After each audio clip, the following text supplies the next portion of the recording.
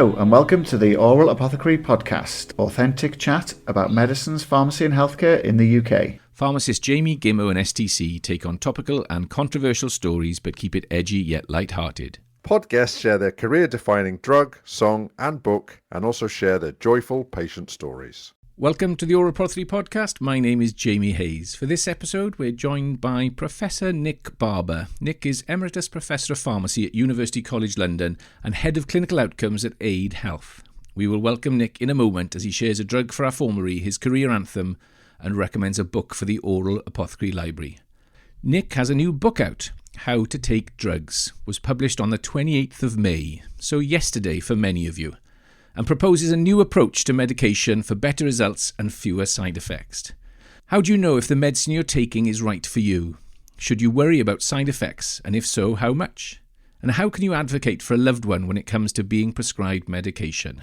Before all that, let me welcome my two fellow apothecaries. STC is in Bournemouth and Gimmo's in Cardiff. Welcome both. Evening. Good evening. Now, Jamie, just to break tradition, I want to hear all about your trip to Montreal before we hear about anything else. Okay, well, International Conference on Deprescribing in Montreal. Been back a few days. Interesting conference.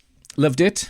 Made lots of new connections, international connections. We missed you, STC. You were meant to be on the trip, but couldn't quite make it in the end. Apothecaries 4 and 5 were there. I ran a workshop with Apothecary 5, and Dr. Jo Hayes, my wife, ran a workshop with Apothecary number 4. Claire Howard. Aural Apothecary alumni were in the room. Emily Reeve from Melbourne and Lauren Walker from Liverpool. Oh, was she? Yeah. A clinical pharmacologist. Indeed. So it was lovely to catch up with all of those. It was a great few days. Claire Howard, Apothecary number 4, gave a brilliant closing keynote, which went down really well. The conference is a lot, is very hyper-focused on deprescribing. And I think when Claire came in with some implementation stories as well, that just wowed people. So it was good. And then one thing I do want to talk about, which is, and I get pinged for this, and rightly so, but it's people's biography photos. I'm always saying this. Now that came up. There were several people, which, I think my biography photo is at least 6 years old. Oh, and the At rest. least. It was 6 years old when we started the podcast, Jamie. Yeah. That was 5 years ago. But yeah, there was a few sort of giants in the academic world who were, well, I'll trading on a photo from 20 years ago, at least, is what you're saying. At least. So there we are. Yeah, great conference. And like any good pharmacist, Jamie, you did what all pharmacists do on holiday, which the only photo you sent back to us was a photo of a pharmacy in Montreal, wasn't it? Or, well, it was the Apothecary Museum, wasn't it? No, it was the Apothecary Museum in Niagara-on-the-Lake. Niagara Falls, oh, yes, that's right. Just up the road from Niagara Falls. And it was, it was very impressive. You're not a pharmacist if you don't send back pictures of pharmacies when you're abroad. Well, I hope you found us some new guests. I was so crushed to not go. But if you think about all the presentations you've ever done in your life, let me tell you this. If you've never done a eulogy before, that's the hardest 3-minute presentation I've ever given about my cousin. So I had good reason not to go. And so, yeah, that was tough. A couple of things from me then. Listen, I don't want to worry you guys, but I've been having a lot of emails from Transport for London. Okay. What, the legal department?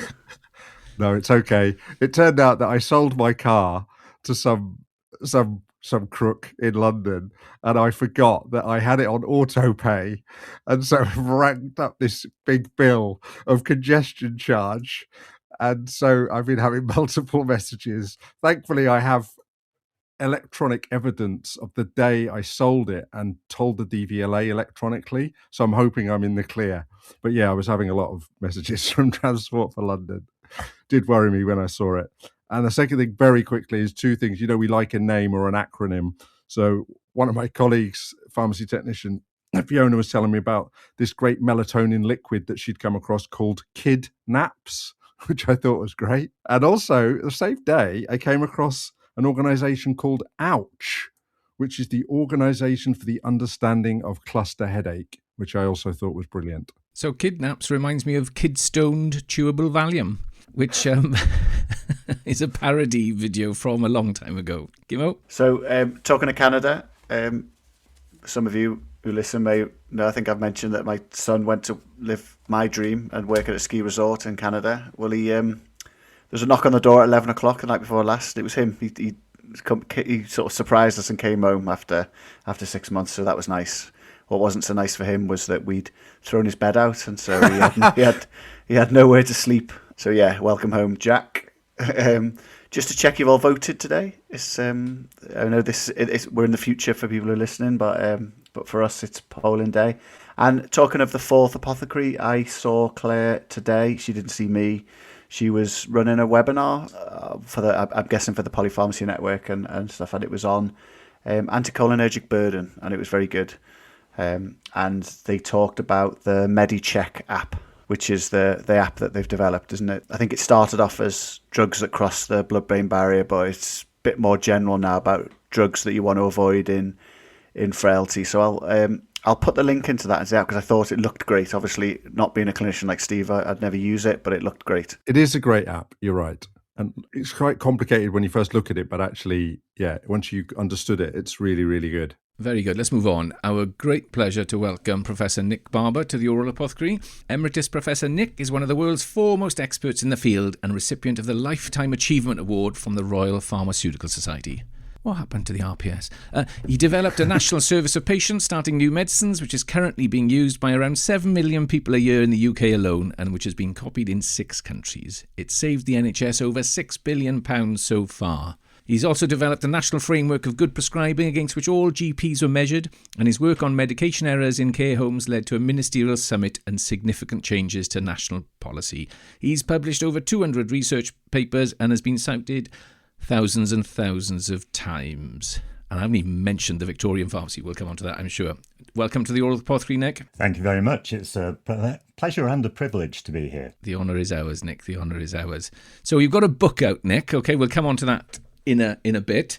I'll just bring you back to, I think you were catching up with the boys in the green room. I take you back to this. Look, can you see what I'm holding up? Oh, yes, with Alan Wilson. Yeah, I'm holding up a second edition copy of Churchill's Pocketbook's Clinical Pharmacy, which I had the honour of writing a chapter for Nick back in 2000 I think, or 2001. That was the first introduction. I wrote a chapter with Nicola John at the time, Nick. So you've always been doing books then, Nick? Well, it was easier to ask other people to write the chapters. Having finally written one myself, I highly recommend asking other people to write them. Very good, very good. And so, how to take drugs? Tell us the background. So, when you're a researcher, and I've been one for a lot of years, I often say it's a bit like being a bricklayer. You know, you spend 5 years on a project, and at the end of it, here's 2 facts you can stick on top of the other facts which are out there. And you don't really get a chance to be an architect and say what the big picture is, what the big story is, where we're going. And so I wanted to do that. I eventually in retirement I went on some creative writing courses, and then you have to write a pitch to get an agent first of all. And so I wrote one where there's, this grand scheme of things about all the things about medicines, from animals using them all the way through to current technologies. I sent it off to 4 different agents. 3 ignored it, and 1 said, "This is not in any way a commercial proposition, but there might be something in here. Come and see me." So I went to see her, and she said, "This isn't what the market's interested in.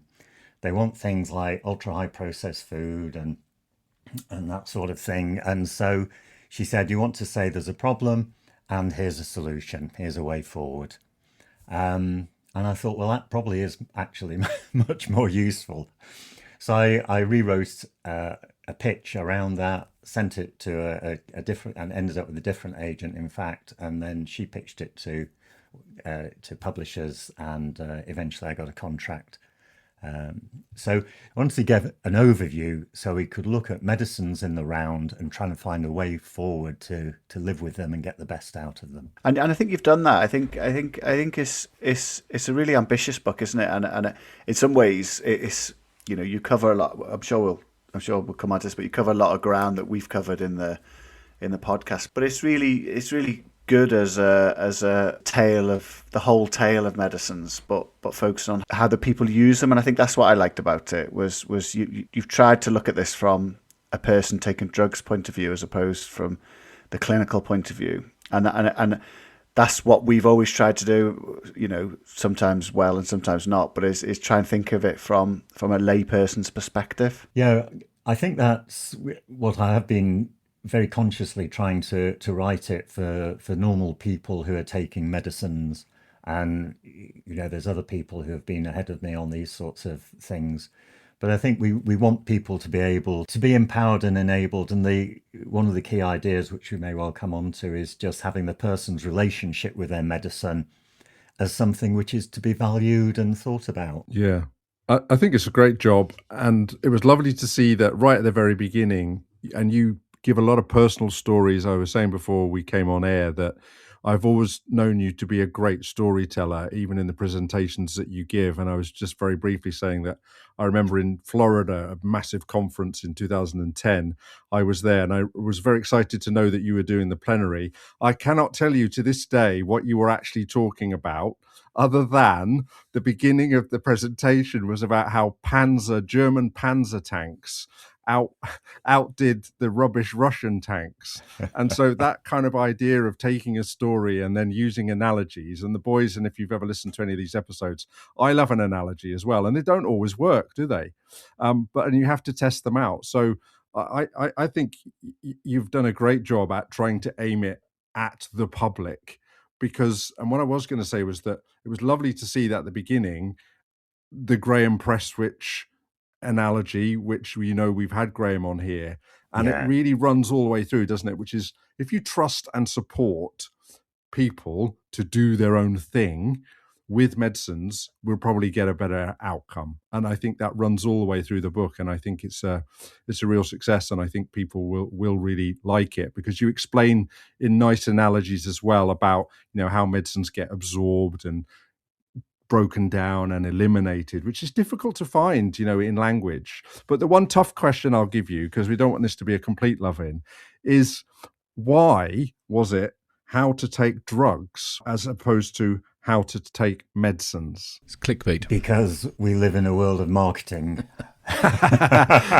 Because we've had our own problems with the BBC where they were worried about drugs. So we did talk about it, and we just felt it was, you want something which pings off the shelf, which in a bookstore, and which gets attention and people talk about it. And when we tried it, people, broke into a smile or laughed. And so that's the sort of reaction we wanted. So it's obviously slightly tongue in cheek. As I think you're alluding to it, right at the start, I say, the difference between a drug and a medicine. If you're hoping to read this to find a new way of snorting cocaine, you're going to be disappointed, And I like that, the difference between a drug and a medicine, because I think it's just not something people think about, is it? But it was a really nice way to set up the book. And I think it was in the chapter with Graham, I think, that you talked about the 3 questions that you recommended people ask. Does it work somewhere? Does it work generally? And will it work for me? And again, I think a theme in the book is encouraging that curiosity and that knowledge seeking, but also if it achieves anything, it'll be helping people to realize they've got a choice about whether they take a drug or medicine. I hope so. I hope that gives clarity. So that comes from the philosophy of science, and I got it from a book called Medical Nihilism from Jacob Siganga, who's was at the time a philosopher in at Cambridge. And when it's laid out like that, it's so clear, isn't it? Why is it that once something's been done in a large clinical trial and got its license, it's still shown it works in an experiment and nothing further? And then the question about whether it will work generally is something which can only emerge with further experience in different populations and people with different conditions and all those sorts of things. And just because something works generally doesn't mean it's going to work for you. And a pivotal point of the book is the engagement with NNTs, numbers needed to treat, and basically saying, as Jamie's said in his TED talk and so on, if it's most drugs don't work for most people, and I think that feels like a breach of trust for the public, and I think that's the springboard for saying we need to reassess what they are and how we use them. Yeah, there's that. we overestimate the benefits and we underestimate the harms, don't we? Consistently, as healthcare professionals and as patients and as members of the public. I like it's the lead up to the Graham Press, which the problem with medicines, and I love the way you do it. Are our drugs working for you? Probably not. Are you having side effects? Probably not. Are you taking them properly? Probably not. Are you getting value for money? Probably not. And I thought, well, really enjoyed it. I read it in 2 sittings, Nick. Okay, so when it arrived, I picked it up. He often does books in one sitting. Don't be too impressed. I read half of it and I thought, yeah, absolutely. And I couldn't wait to come back and read the second half. So, really, really enjoyed it. And we do talk on the pod a lot about people's relationship with medicines. And so it was, you've articulated in great form what we've sort of managed to get round to saying in a roundabout way once every 3 or 4 episodes, I think. Yeah. And your personal stories within it as well, where you've talked about whether it be about placebo response, for example. I think your description of love and whether or not, the side effects of love, I thought that was beautiful, the way that you described that. And so, yeah, there's so much good stuff in there. We'll come to the nuts and bolts of the eupharmic relationship perhaps in a minute, but overall, and I also remember so I qualified in 91, and so again used to do a lot of presentations and used to do a lot of teaching to junior doctors. And I think the first time I came across you without actually meeting you was when I used to teach around prescribing. So before I was a prescriber myself, and I've been a prescriber for 20 years, and you talk about it, and I know that I've heard you talk about this before, and that this is a very important part for you, isn't it? And perhaps you can describe it better than me. And perhaps you can explain to the listener about, you ended up having an editorial in the British Medical Journal about what is good prescribing and the case that you talk about and then you use in the book. Perhaps you could explain that to the listener. Yeah, I'd be delighted to, because that is one of those things where, reflective practice, where you do something in your work and you think, this feels wrong, but I don't know why. So I was chief pharmacist of a general hospital in Romford at the time. We had a patient who'd been brought in to die. He had terminal cancer. He had no relatives. He probably had a week to live. And he was on bromazepam, which is, at that time was, the NHS wasn't paying for. So a load of the azepams came out very rapidly and at high prices. And the NHS said, enough's enough. We're going to not use most of them because they don't have any benefit. So he'd run out of his personal supply, and which he'd get from a private doctor.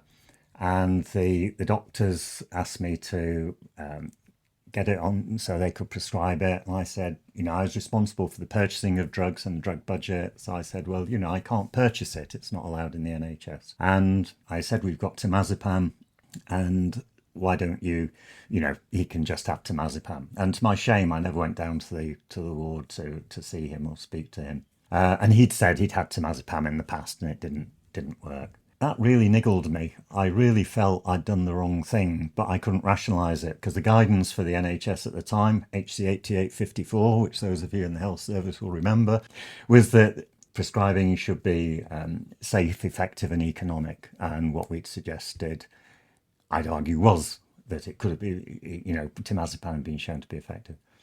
And I used to wake up at 4 a.m. really worrying over this and what I'd done wrong. And it wasn't until I left the hospital service and the NHS and became an academic and met Alan Cribb, a philosopher of moral philosophy, whose hidden influence runs throughout this book. I've learned so much from him. And he was explaining about values, and that quite often values can conflict, and that decisions are about the trading off of values. So I just said, well, why don't we have an extra value to safe, effective and economic, which is there's patient choice. And then I did it as a sort of a cross with opposing, economy versus choice and effectiveness versus safety. But just said you could sort of map on those 4 terms where you were very crudely, and that your job was to make a value judgment with these trade-offs. It wasn't a simple factor of what the pharmacological records said. And that became, and when the National Prescribing Centre was founded in 96, I think it was, as you said, it was published in 95. They asked whether they could use that as their template, their framework to discuss prescribing with GPs when they were going round, and it was used until the NPC was amalgamated into NICE. So we used to use them in workshops all the time, Nick. Professor Neil Maskery would all of a sudden just go to a flip chart and draw some Barber boxes, and that would be a way of explaining whether we got stuck on something or whether we were just going, and so, yeah, absolutely. Yeah. So it was right up there. It used to be on my slide with all the different possible definitions of prescribing. You were there, including the American Ambrose Bierce, who said, simply said that prescribing was a death warrant. So it echoes, doesn't it, with what we chatted with Gregor last episode, where we talked about evidence-based prescribing. And we've talked about this before, but where it went wrong, and pharmacy probably complicit in this, in terms of, it's easier to follow the guidelines rather than to think about it in a bigger sense, isn't it? So I think echoes of what happened with evidence-based prescribing sort of encapsulated in that example as well. Yeah, when I read that example, Nick, I've got my notes scribbled by the side of it, and it's Jo, my wife, is a palliative care consultant, so comes home, when we do the debrief most days, he says, you tell her about all the WhatsApp messages that STC has sent you on the podcast. WhatsApp. We do the debrief, but and fairly often examples of pharmacy-centered prescribing come to the fore, and that was the example that I scribbled down then. I won't go into any more detail, but yeah, it's so maybe then this is a book for healthcare professionals. I'd say so as well. I think it is. Yeah. I think it's the other side of the equation, aren't they? So it's tooling up the patients, but it's also, particularly in the last chapter where I sort of look to the future, very somewhat vaguely at times, but sort of thinking for the next 10 years, what's the direction of travel? I think it should be something we're all engaged in. And I know that there are lots of doctors and pharmacists who are already there ahead of me in this. Yeah, you talk about there are two sides. You made me think about an analogy. Let me try this on Nick. The guys don't like this, but if you've ever heard me talk about my analogy, you've heard of Bitcoin. What about Medcoin? Yeah. So there are two sides. You haven't got heads and tails on this. You've got harms on one side and you've got triumphs on the other. Harms and triumphs. Anyway, I've used it sometimes, but lots of people said... Keep that silence in, Jim. Lots of people have said that it doesn't really work. But anyway, I used a bit of AI just to create a nice, Bitcoin, Medcoin. So I use it sometimes anyway. Yeah. It's not binary. I accept that. That would be Jonathan's point, is that benefits and triumphs are, triumphs and harms are not, it's not binary one or the other. It could have both. Yeah. They're a Venn diagram with an overlap, aren't they? Yeah, exactly. Look, some reviews of the book I've got in front of me. Aural Apothecary alumni, Dr. Lucy Pollock, author of the book about getting older, a lively and empowering read, full of deftly explained science, good humour and humanity. So we can't argue with that. And then the other one I liked as well, was from former Welsh Government Minister Andrew Davis and Chair of Swansea Bay Health Board. An important, timely and above all very enjoyable book. And here it is. Look, Nick does what a few writers can manage in making complex and technical issues easily understood by the layperson with a very easy style and a wry sense of humour. And so I think that captures it nicely. So I got a quick question on that, because you do quite a lot on numbers needed to treat and numbers needed to harm. I just wondered, have you ran that past any lay people? Because it's something we all struggle with, isn't it? Is how do you explain things like that and probability? And has that been field tested? It has. I had a couple of lay readers. One was a patient, he'd had cancer himself and was a sort of a patient advocate, but the other was a journalist who got no interest, wasn't interested in reading non-fiction books and so on.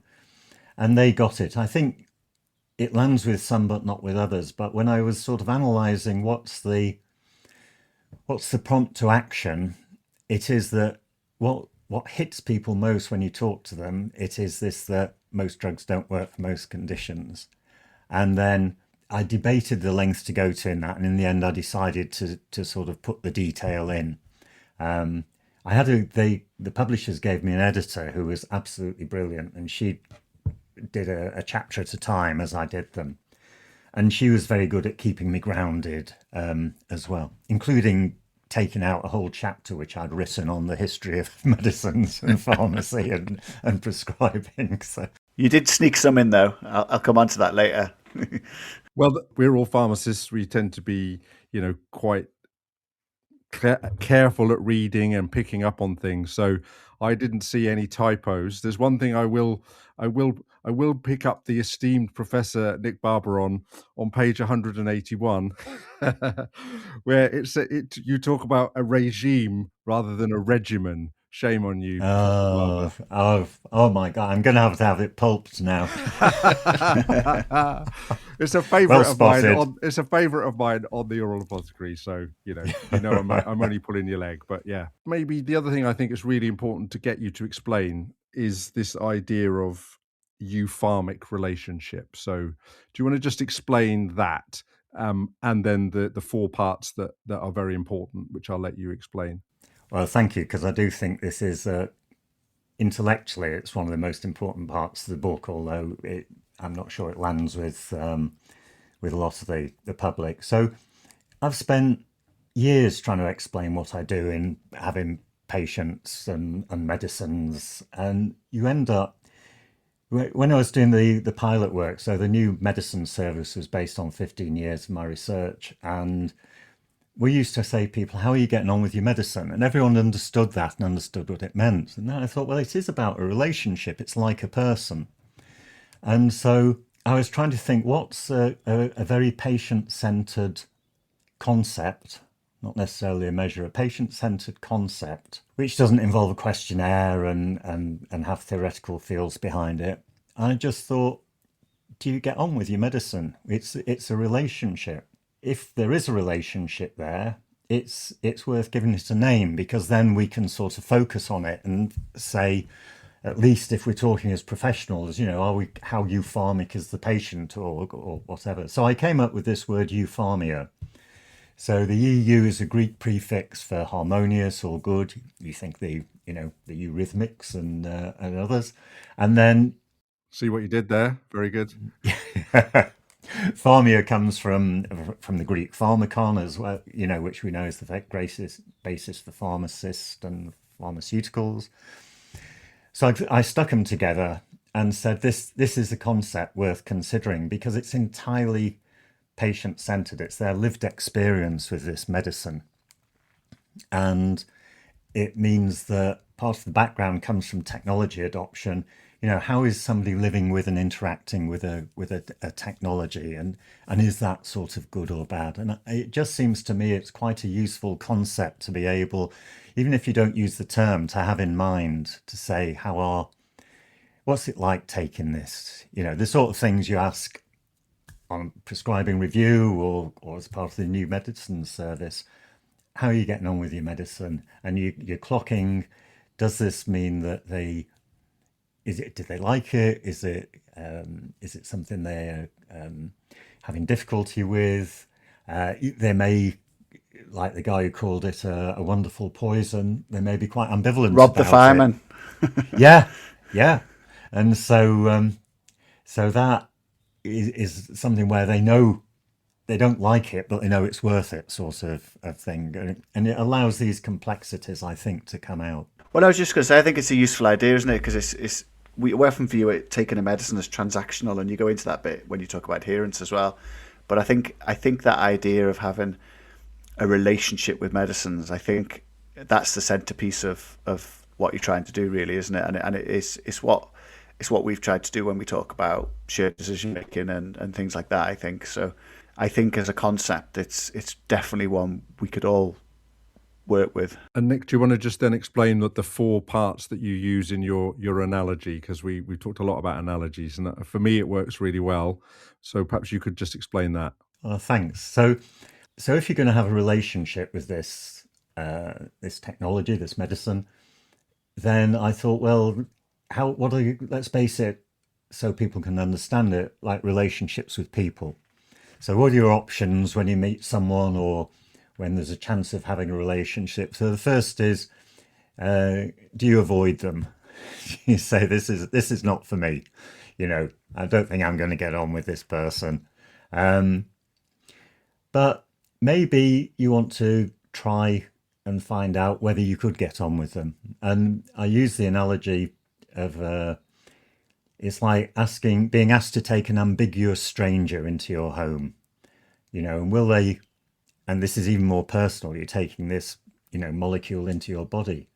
And so at first you make all these accommodations for them, you put clean sheets on the bed and you make them a meal and offer them a drink and so on. But the longer they're living there, the more you're expecting them to really contribute to the household. And so ultimately you end up with sort of 3 scenarios of actually the whole household gets better, or it sort of rubs along like a grumpy flat share, or you kick them out. And I think you can see the parallels there. So this bit about the 4 phases are avoid, kiss, marry, divorce. So we've looked at avoid, and I talk more about things within that. So kiss is this trying out. Can you get on with it or not? We can come back to that. It's originally the New Medicine Service is an illustration of that. This is thinking much more about it. And then if you think you can live with this drug, are you going to marry it? Are you going to have a long-term relationship? And if so, like all marriages, that's going to take work. And what is that work and how do you do it? But ultimately, you have to be asking whether this relationship's still working or not. And why don't we consider divorce? There may be a trial separation, or it may be a divorce that goes on. So I think that gives a model for patients: avoid, kiss, marry, divorce, and it allows them to feel that they're part of the process rather than just, right, you're on this for life, off you go. Yeah. I think it's great. And I've said before that myself and Dr. Lawrence Brad came up with an analogy using cars when we did the mechanics of problematic polypharmacy. And it's funny, well, not funny really, because it's very similar in that your 4 stages we came up with, and we talked about buying and owning a car in the same way. So we had consider, start, review, and stop. And so it's the same idea, but with a different type of analogy. So for me, it dovetails beautifully. And the bit that I think I'm most interested in is the KISS bit, where you talk a lot about N=1 studies. So for the listener, this is this idea. And I, as a clinician now, do this a lot. And I use this phrase a lot. And I say to them, it's okay. We can do a controlled science experiment, in a safe way. So, and I will give you some latitude. So going back to Graham Pressrich's bit, if I think the person understands me, I will give them and say, if try this, and if that doesn't work, you can do that, and I'll allow you to double it or even quadruple it, according to this. And I think that bit is really, really important. And so the kissing bit, as you call it, is a good way to know whether you want to marry it, isn't it? Precisely. Well, it struck me, and this was part of one of my original criticisms of shared decision making when it came out, which isn't valid now because the concept's developed. But it was that you're asking people to make a decision on vastly uncertain data. You've got not a clue whether it's going to work or not. The answer is it probably won't. And you've got not a clue whether you're going to have side effects or not, and if so, what they'll be. But also, you've got no physical engagement with this technology beforehand. You don't know whether you can swallow it, or you don't like the taste of it, or you can't actuate it, or whatever it may be. So it's there's that additional technology interface and acceptability element in there. So given all those unknowns, why don't we just say, okay, let's try and reduce some of those unknowns? I was going to say you could have cut it first base and second base, but maybe that wouldn't have been appropriate. There was another version of this which is not for airing, I have to say. So Nick, let me come in because I'm going to have a different view from Steve. And so eupharmia I get completely, and again the relationships with our medicines, get it completely, enjoy it. So again, Lucy Pollock, when she was on, she was using language that she uses with her patients about when medicines start fighting with each other. So, sometimes the medicines start fighting against each other. So another stretch to the relationship metaphor, if you like. But yeah, the avoid, kiss, marry, divorce for me, I'm still open-minded on it. It doesn't do it for me. And so I love the book, but that bit I struggle with. And I still struggle with Steve's car analogy as well a little bit. So they're the two that I remain open-minded, and I'll really look with interest to see how it lands with. And what's your analogy, Professor Hayes? What's my analogy on this? So we've been good enough to give ours. Well, I haven't got one, so I'm not. Okay, case closed. No more questions.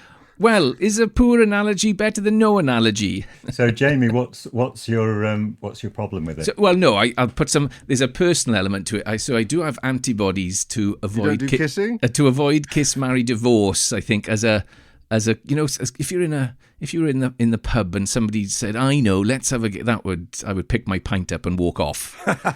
So that does go back a long way, Nick. That's so you're saying a lot. It's saying a lot about Jamie, to be honest, Nick. I wouldn't worry too much. But yeah, no, I will remain open-minded. But I think that's what you're trying to do with the book, isn't it? It's a tough ask to try and simplify such a complex area. So really, all the analogies aren't, as we've seen with Medcoin, it's difficult to use these analogies. But I think what I do like about it is something that people can understand and relate to. It's in the context of a wider discussion about medicines, I can see that it would be useful, to be honest. What you're doing is making people think at the end of the day. An analogy will never be for everybody, will it? And I recently used the car analogy in a big non-medical prescribing conference.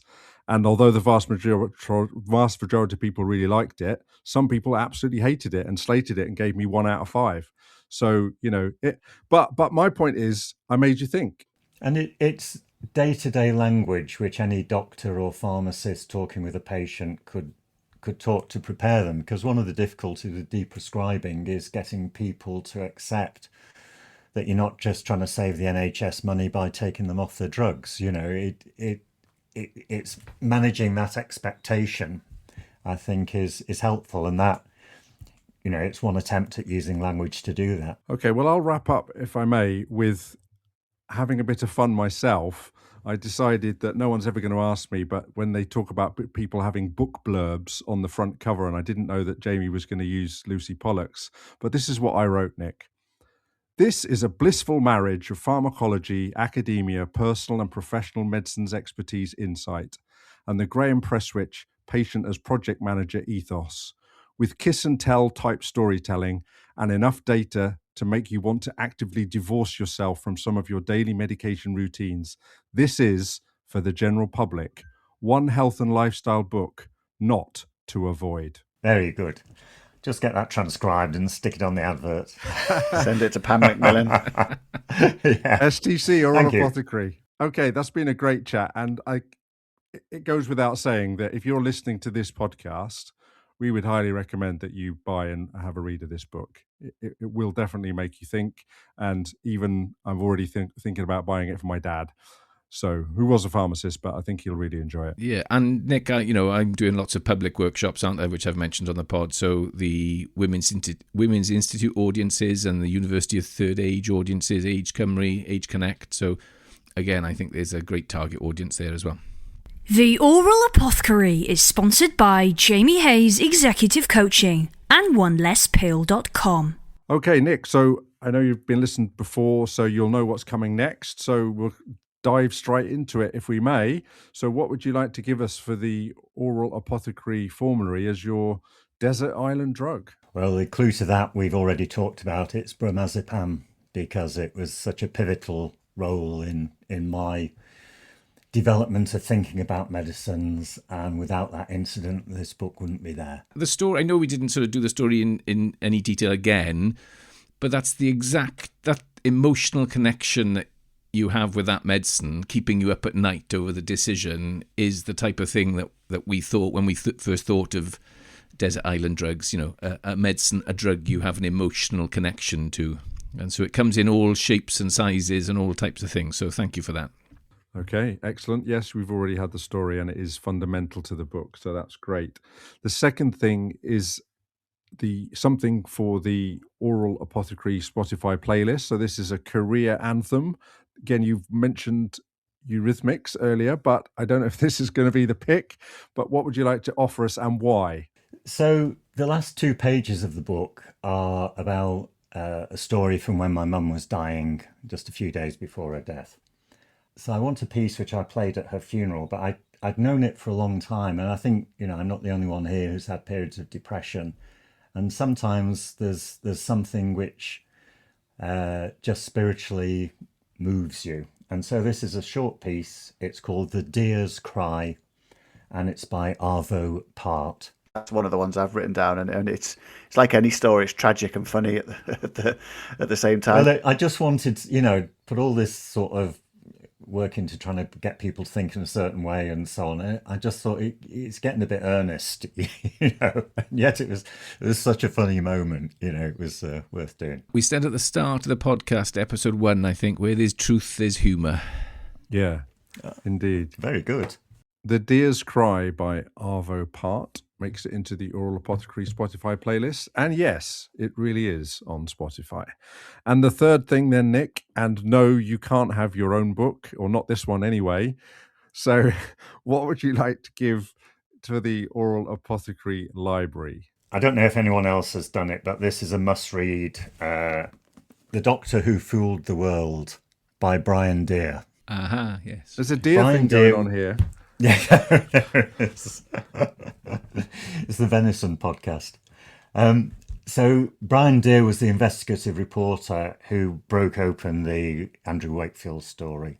Anybody who is involved with vaccines, anybody in promoting them, anybody who's a vaccine skeptic should read this. It's like reading a thriller.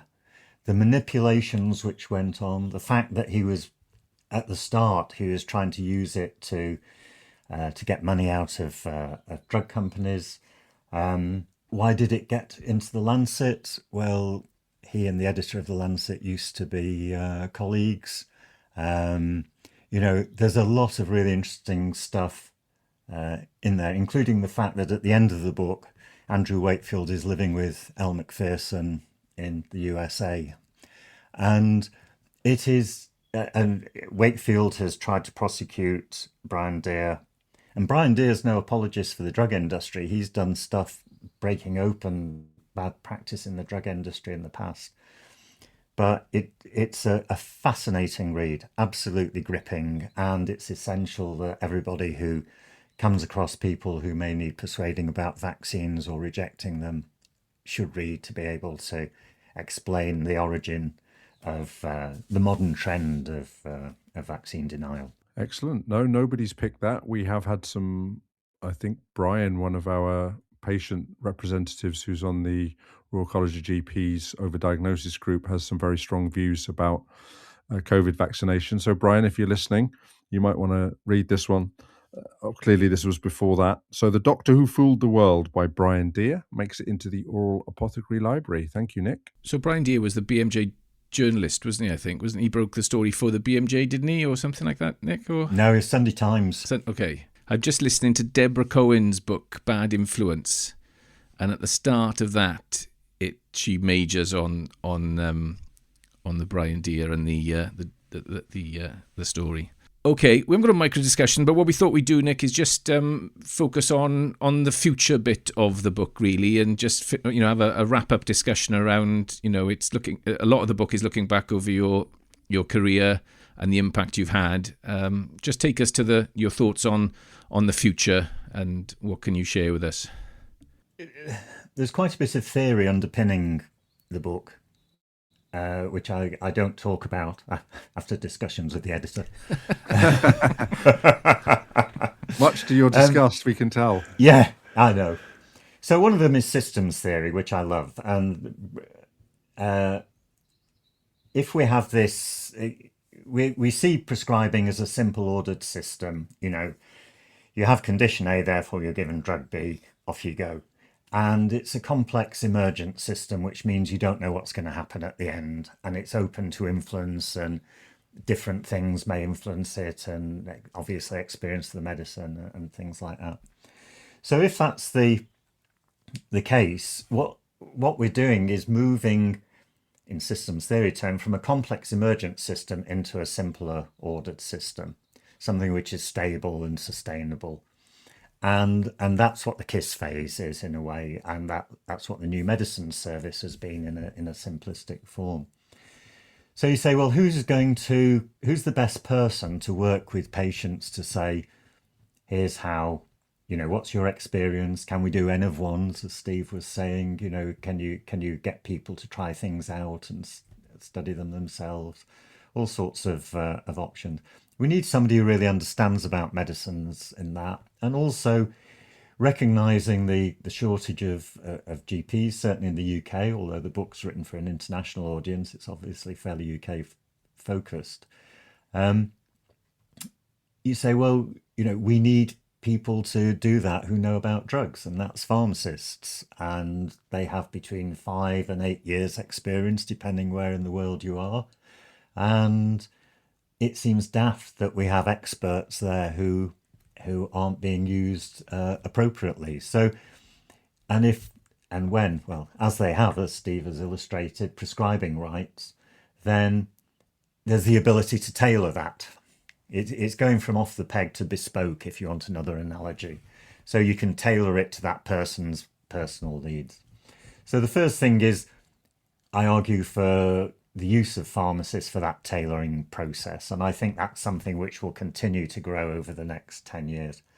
It's good for the health system as well, because this is a better use of medicines. We haven't talked about environmental impact and so on, but when you think of the costs and the environment and all sorts of other things, we need to get the best out of medicines if we're going to use them. The second thing is, then if people are in the marriage phase, how do we support them in the marriage phase? And I suggest that, there's various software options out there.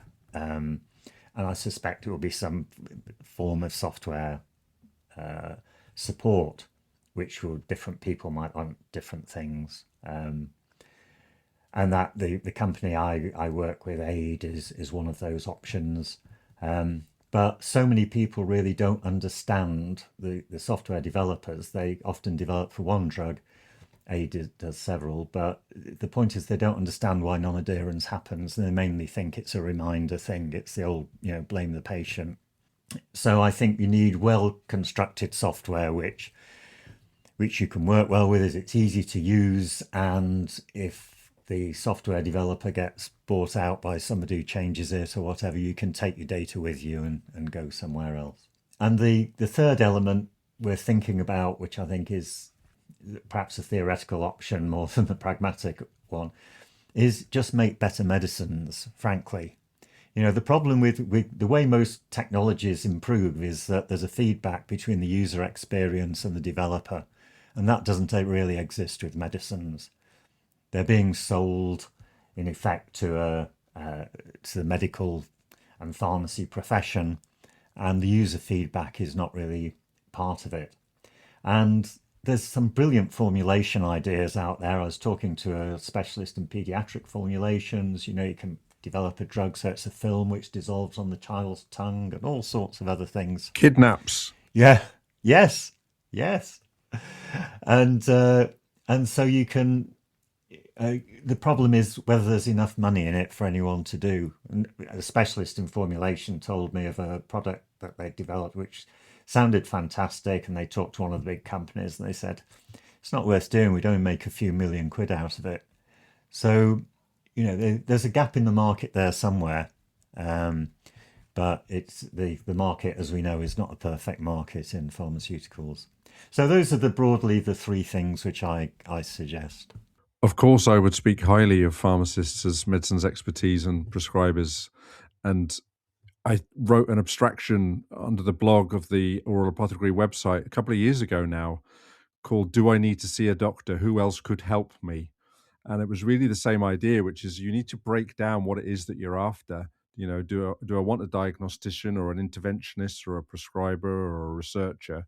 And so then although I'm very happy with the idea of competent prescribers as in any profession, but your book beautifully highlights what I always call the subtlety and complexities of medicines or drugs, as you describe it, as to why if you get the right one, you probably be better off with a medicines expert prescriber than another prescriber, although a lot of prescribers could do it.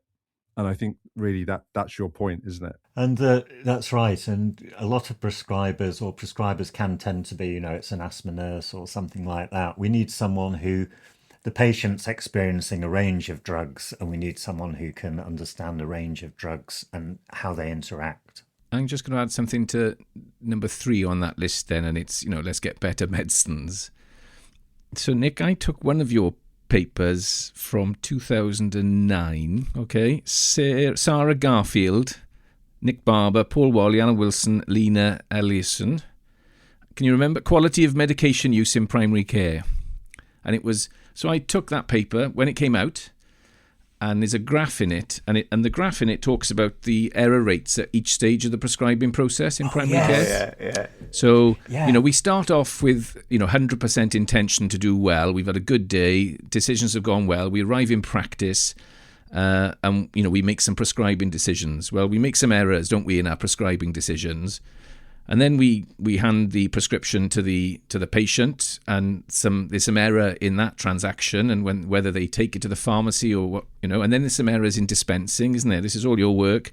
And then there's errors in taking the medicines, and then there's clinical outcomes. And so I used that graph in workshops hundreds of times, Nick. Okay, and the bit is, there's all that error in the system, and then on the graph, and this is what I would introduce as the last thing, then I introduce numbers needed to treat with look, here's the errors inherent in the system. If the medicine was effective 100% of the time, these errors are in the system, but let me show you this. This is how effective our medicines actually are. And so that's what you did. So honestly, it was just a lovely opportunity to share with you a piece of your back catalogue, which I turned into a practical, and I delivered it hundreds and hundreds of times to audiences, to non-medical prescribers in training, right across the board. Always went down really well. So thank you. Oh, thank you. Delighted that it was there. We'd been working, we were one of the leaders working in medication error in the world at the time. And Alan Wilson, of course, the genius of who was also running 1,000 Lives in Wales at the time. A genius indeed, Dick. What a thinker. What a thinker. What a thinker. He's been very influential in my thinking as well. Of course, you could just say I just nicked a load of his ideas, but I prefer to say influential in my thinking. He's a truth. So Alan is a truth teller, isn't he? Yes. And so everybody loves a truth teller, but not many will employ them. I think that's what the saying goes, isn't it, or something like that. There's a lot of truth in that. So he did it as a presentation, saying, imagine you're doing the equivalent of Amazon, and here's a delivery system, and here's your company, and here's how often things go wrong all the way from the ordering through to delivery. Would you invest in that company? Which is another very good way of storytelling about it. Oh, I'm so pleased that was useful. Okay, a big thank you to Nick for joining us on the Aural Apothecary and for sharing his stories, his desert island drug, his career anthem, and his book for the Aural Apothecary Library. Coming up next time, we're joined by Dr. Ellie Cannon. Ellie is an NHS GP with a specialist interest in women's health. She's the resident health columnist for the Mail on Sunday and Mail Online, and frequently appears as the medical expert for ITV's This Morning, BBC's Women's Hour, and LBC. Join us next time on the Aural Apothecary. You can contact us via X. You can follow us on LinkedIn. Gimmo now with the final ingredient. Okay, so thank you, and thank you, Nick. Thank you for that, and thank you for a great book, which I know we'll all found useful in terms of recommending to people. But I think probably deep down, the three of us probably wishing that we wrote it. But I wish you'd written it as well. I doubt we could have done as good a job. So it's brilliant. No. Yeah. Definitely. And not. so the final ingredient. What connects heart failure and broad beans? Well, surprisingly, the answer is maybe bees, but perhaps more accurately, foxgloves. And so, as you may know, I've recently acquired an allotment, and being a pharmacist, I couldn't resist giving it a slightly medically themed twist. So one of the first things I planted was foxgloves, which helped me on the Latin here, digitalis purpurea. That right? Yeah, that's the English one. Yeah. Yeah, and so foxgloves are actually very useful on allotments because they attract bees, and bees are superb pollinators, which means they help other plants thrive, including my broad beans. But of course, foxglove has another claim to fame. It's the source of the drug digoxin, which is one of the most famous medicines ever to treat heart failure. And so the story of this is in your book, Nick, isn't it? And so if you don't mind, I'm going to read from your story. And so to paraphrase from How to Take Drugs, in 1975, the physician and botanist William Withering, he heard about a local herbal remedy that appeared to cure dropsy, which you now recognise as congestive heart failure. The remedy contained a mixture of herbs, and Withering did something that feels surprisingly modern. He systematically investigated it. So one by one, he worked through the ingredients until he identified the active plant, foxglove. And at the time, it was known by the rather ominous name of dead man's bells because it was considered poisonous. But Withering realised with the right dose, it could strengthen a failing heart. So he studied the plant, harvested the leaves just before flowering, as he worked out that was the most effective way, drying them and grinding them into what he called a beautiful green powder. And then he did what was remarkable for the time, documented the outcomes in what was effectively one of the first early clinical trials involving 158 patients. And so over time, obviously, scientists discovered that foxglove contained compounds that act directly on the heart, cardiac glycosides, and eventually in 1930, the most important of them was named digoxin. So what's extraordinary is that even now, digoxin is still derived from plants using a process that's not totally, it's not entirely unlike Withering's original method nearly 250 years ago. And it's still it's still listed in the World Health Organization's model list of essential medicines. So there you have it. Excellent story, Nick, in the book. And there's lots of stories like that in there. But a story of broad beans, bees, heart failure, and a poisonous flower once known as dead man's bells. Who said drugs are boring? You have been listening to a 3 Apothecaries production. Sound engineer Jimbo Slough, original music Jamie Brewster, artwork by David Baker and Jacob Howard. Thanks for listening to the Aural Apothecary podcast. Do not listen more than 8 times in 24 hours. This episode of the Aural Apothecary is sponsored by OneLessPill.com, a medicines optimization consultancy.